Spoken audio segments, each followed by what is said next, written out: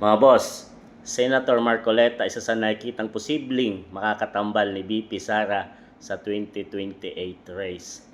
Nako, mas lalong kakabahan ang mga kalaban dito mga boss.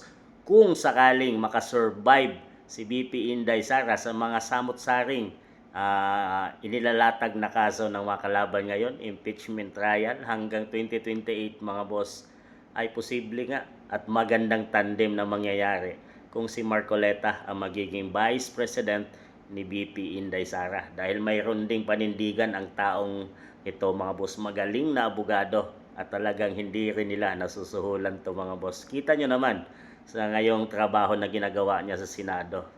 Talagang magandang partner sa isang pareho din to mga boss, no? Duterte diehard din to itong si Marcoleta. At maganda na hindi galing sa magkaaway o magkabilang team ang mananalong vice at presidente. Kagaya ng kina PBBM mga boss, yung unity team. So sila yung nanalo doon ni VP Inday Sara. Kaya lang, ito na yung nangyari ngayon. Dahil sa magkalaban na mortal ang Marcos at Duterte.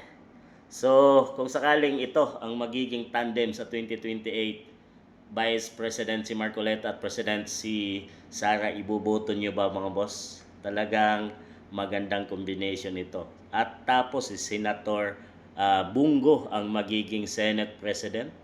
Tapos ang magiging Speaker of the House ay si Pulong Duterte. Talagang sigurado baka may pag-asa ng ating bansang Pilipinas at baka sakali magkaroon na ng katahimikan at pag-unlad ang bansang Pilipinas at makakatikim na tayong mamamayang Pilipino ng kasaganaan sa buhay, katahimikan sa buhay, tapat na leader na may panindigan at kamay na bakal mga boss. Baka sakali, ano sa tingin niyo mga boss? Kung sila ang tandem sa 2028, iboboto mo ba ang Marcoleta at VP Inday Sara? Sa tingin niyo mga boss?